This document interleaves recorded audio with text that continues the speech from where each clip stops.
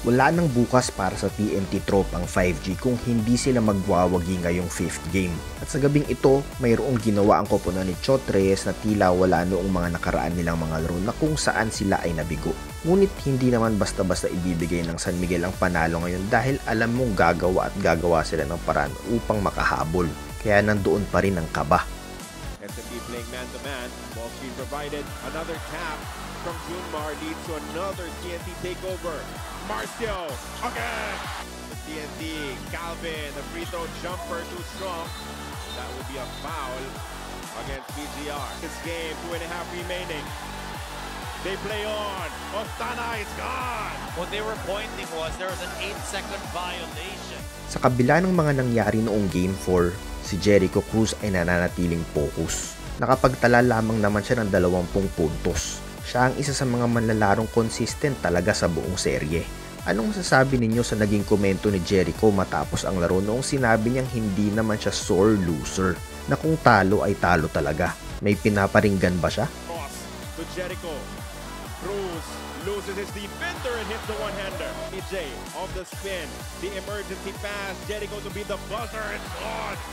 They won't go down without a fight. Sa mga nakaraang laro, nandoon naman ang intensity ng TNT sa umpisa. Ang kinaibahan lamang din siguro ngayong ikalima nilang tapatan ay nasustain nila ito hanggang dulo. Sina Brandon Ganuelas Roser at Almond Vosotros parang mga attack dogs na walang alinlangang inaatake ang depensa ng kalaban. Nandoon ang kumpiyansa at determinasyon sa bawat tira. Vosotros will attack. Vosotros will finish. BCR, how about another one? Ganuelas Roser on the drive and the throwdown. His second dunk of the match. Bogoy with a stick dribble once again. The kick out. The swing to the corner. Vosotros for three. It's gone.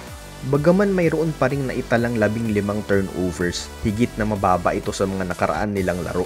Pero 5 rito ay nanggaling pa rin kay RR Pogoy. Kaya pa marahil itong mabawasan. Higit na mayroon din silang composure ngayon noong nagbabadya ng makalapit ang SMB. Kumbaga, hindi sila nag-choke at mayroon silang sapat na lamang noong dulo. Bogoy attacks inside, gets the bump and the bucket. Trollano on the attack, blocked by BGR, his 5th of the game. Still a 15-point lead, Jordan Heading takes the 3 and makes it. A big response from Heading. Sa madaling sabi, lumaban sila. Iyan ang kakaibang ginawa ni na Coach Chot. Sabi nga ng isang sikat na rapper na si Eminem, "You only have one shot. Do not miss your chance." At sabi nga nila, you miss the shots that you do not take, kaya itira mo lang. At sa once in a lifetime opportunity na mayroon ng TNT na mag Grand Slam, ibigay mo ng lahat, tirahin mo na at makatirahin pa ng iba. Very soon, a steal coming from BGR, he's up ahead and he is gone. CJ of the castle ball handling, oh, but a big time chase down block from BGR. Isang tulog na lang at laro na ulit nila. May lobo o confetti na kayang babagsak o sa linggo pa talaga. Muli, ang lahat ng aking komento ay sariling opinyon at obserbasyon ko lang bilang isang sumusuportang fan ng basketball. At kung hindi kayo sang-ayon sa akin ay feel free to share ang inyong sariling opinyon sa comment section.